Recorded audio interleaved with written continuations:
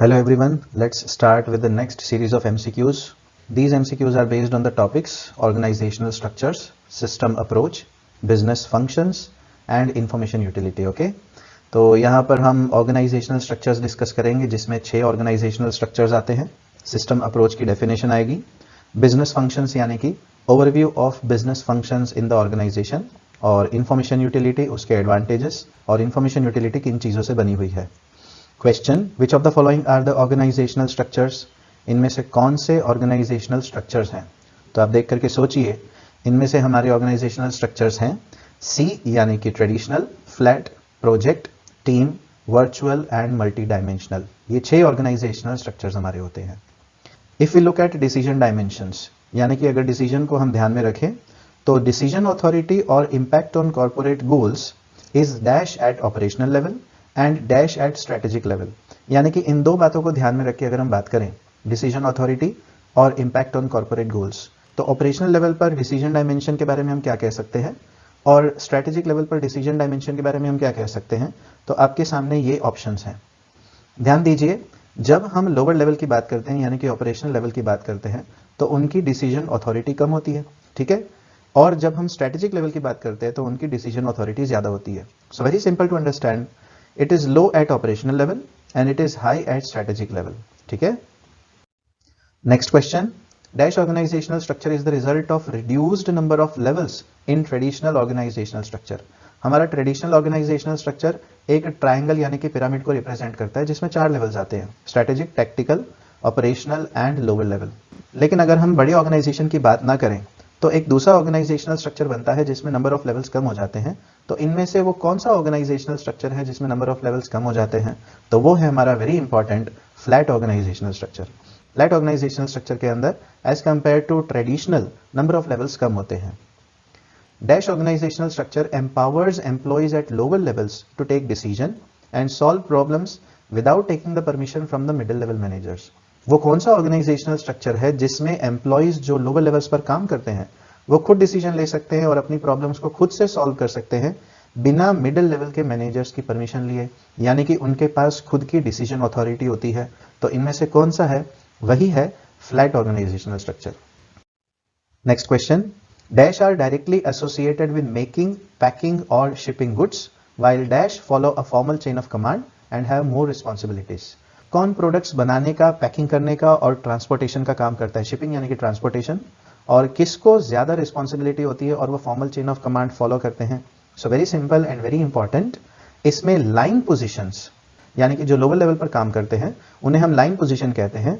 उनकी रिस्पॉन्सिबिलिटी होती है प्रोडक्ट बनाने की, मैन्युफैक्चरिंग करने की, पैकिंग करने की और उसको ट्रांसपोर्ट करने की. और जो उनके ऊपर वाले लेवल पर काम करते हैं उनको एक formal chain of command follow करनी पड़ती है और उनकी रिस्पॉन्सिबिलिटी थोड़ी सी ज्यादा होती है. Next question, dash organisational structure has same और similar departments for each project. हर एक प्रोजेक्ट के लिए कौन से ऑर्गेनाइजेशनल स्ट्रक्चर के अंदर सेम या फिर सिमिलर डिपार्टमेंट्स होते हैं. सो वेरी सिंपल, इसी में ये आंसर है, it is project. Project organisational structure एक ऐसा स्ट्रक्चर है जिसके अंदर सभी डिपार्टमेंट्स होंगे जैसे कि sales and marketing, human resource, product development, finance and accounting, ये सभी या सिमिलर डिपार्टमेंट्स हर एक प्रोजेक्ट के अंदर में होते हैं. Next question, a baby products company might manufacture baby food products, diapers and medicine for babies.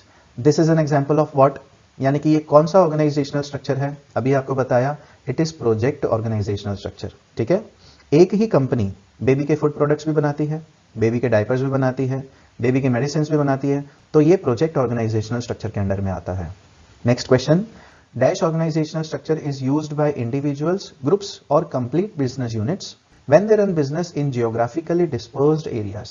यानी कि कौन सा ऑर्गेनाइजेशनल स्ट्रक्चर लोगों के द्वारा या ग्रुप्स के द्वारा या बिजनेस के द्वारा इस्तेमाल किया जाता है जब बिजनेस अलग अलग लोकेशंस पर हो सकता है कि ये मल्टीनेशनल कंपनी हो सकता है कि ये एक ही कंट्री के अंदर अलग अलग स्टेट्स में हो.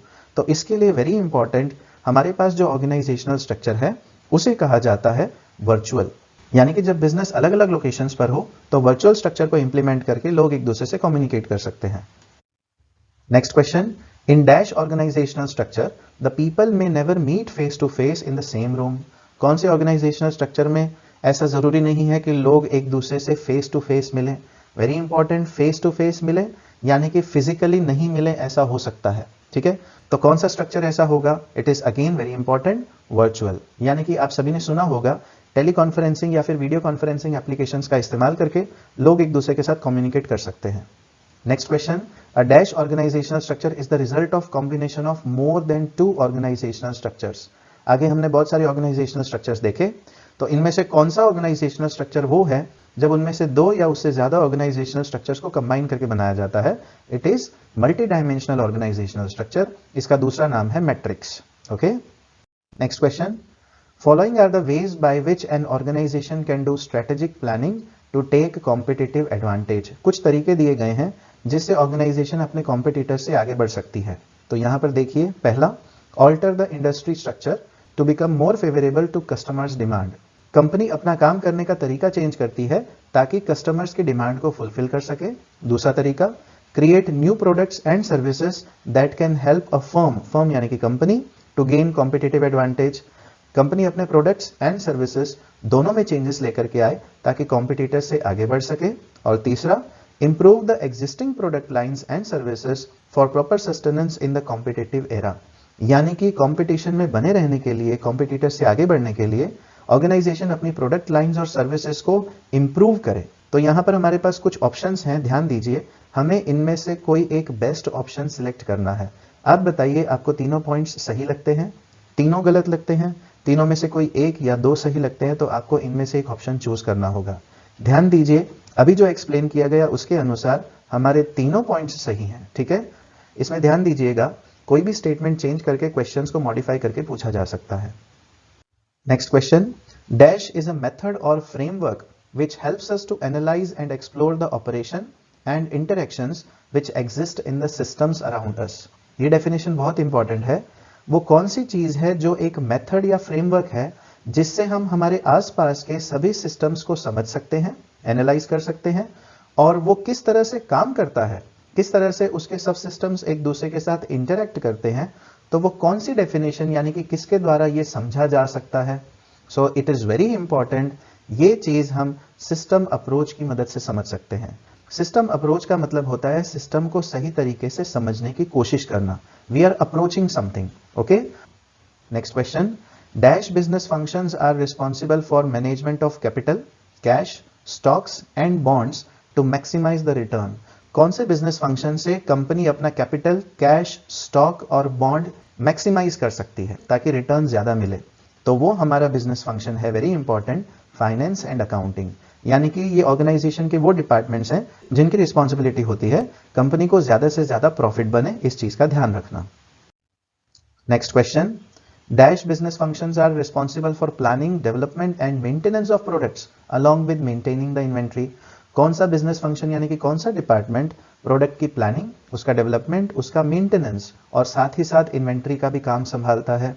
तो आपको देख करके शायद समझ में आ गया होगा, it is manufacturing and quality control. Manufacturing यानी कि प्रोडक्शन डिपार्टमेंट प्रोडक्ट बनाने का काम करता है, उसके प्लान तैयार करता है, और साथ ही साथ जो प्रोडक्ट बन रहा है उसकी क्वालिटी का भी ध्यान रखते हैं, और इन्वेंट्री यानी कि स्टॉक भी अप्रोप्रिएट रहे, जितनी जरूरत है उसका भी ध्यान रखा जाता है।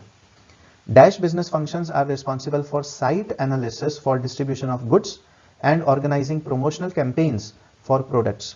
कौन से बिजनेस फंक्शंस साइट एनालिसिस का काम करते हैं यानी कि जगह पर ध्यान देते हैं ताकि हमारे प्रोडक्ट, गुड्स यानी कि प्रोडक्ट सही तरीके से कस्टमर तक पहुंचे, और प्रमोशनल कैंपेन यानी कि किस तरह से प्रोडक्ट्स को प्रमोट किया जाए, कैंपेन्स यानी कि कैंप लगा करके प्रोडक्ट्स को प्रमोट किया जाए। तो आप समझ गए होंगे, वो बिजनेस फंक्शन है हमारा very important, sales and marketing. पहले प्रोडक्ट की मार्केटिंग की जाती है, मार्केटिंग करके प्रोडक्ट को कस्टमर के माइंड में सेट किया जाता है, और बाद में प्रोडक्ट को सेल किया जाता है, जिससे प्रोडक्ट कस्टमर के हाथ में आ जाता है। Next question, dash business functions are responsible for developing and maintaining a firm's workforce. Firms यानी कि कंपनी का वर्कफोर्स यानी कि जो वहां के एम्प्लॉयज होते हैं, maintaining the employee skills and talents and monitor the employee productivity. कौन सा बिजनेस फंक्शंस एम्प्लॉय के पूरे डेवलपमेंट में ध्यान देता है, उनकी स्किल, उनका टैलेंट और उनकी प्रोडक्टिविटी पर निगरानी रखता है? तो आपको समझ में आ गया होगा, ये रिस्पॉन्सिबिलिटी होती है very important human resource department की। ह्यूमन रिसोर्स डिपार्टमेंट को हम HR डिपार्टमेंट भी कहते हैं, और इसका दूसरा नाम है पर्सोनल डिपार्टमेंट। पर्सोनल यानी कि employees. Next question, Dash is a powerful technology to efficiently store and access multimedia information available in geographically dispersed locations.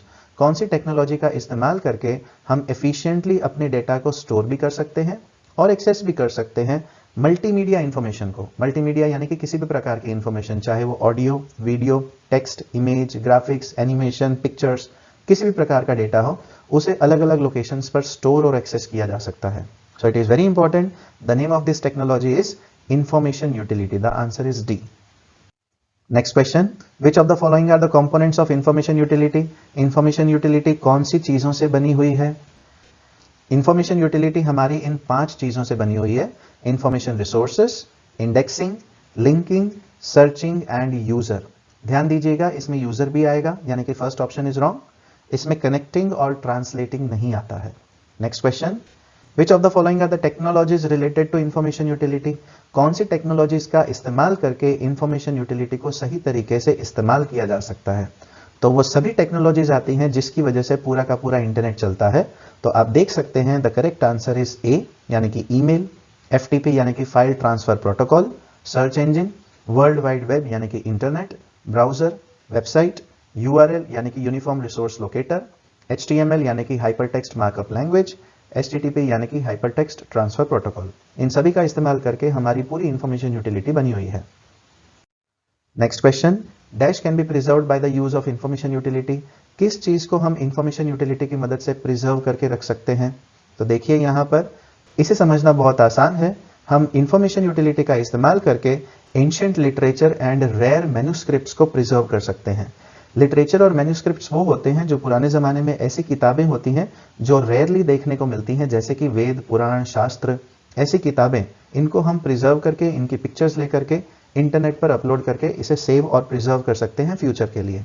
बाकी देखिए, इंटरनेट को कोई प्रिजर्व नहीं करता है, इंटरनेट की मदद से ये चीजें प्रिजर्व होती हैं। ह्यूमन बींग्स को कोई प्रिजर्व नहीं करता है इंटरनेट पर।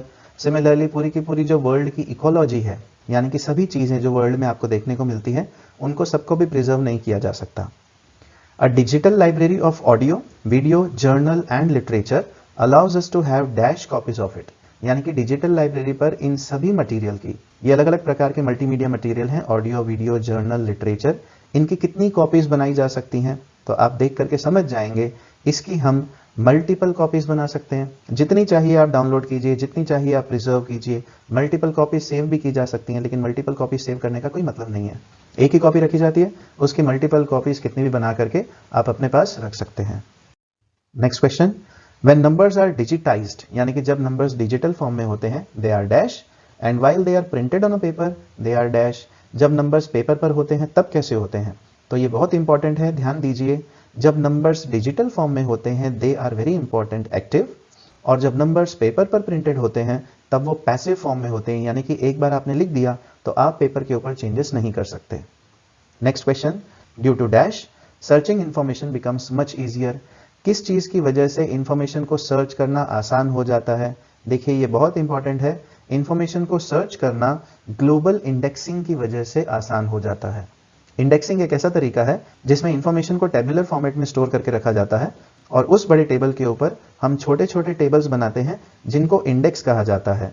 इस इंडेक्स में पहले इंफॉर्मेशन को सर्च किया जाता है और फिर बाद में मेन टेबल में सर्च करके हम इंफॉर्मेशन को इजीली सर्च कर सकते हैं, और ये बिल्कुल मिली सेकेंड्स में सर्च हो जाती है। सो यहाँ पर हमारे ये एमसीक्यूज कंप्लीट होते हैं related to organisational structures, system approach, business functions and information utility. आगे आने वाली वीडियोस में हम देखेंगे बाकी के टॉपिक्स के related MCQs. Thank you so much.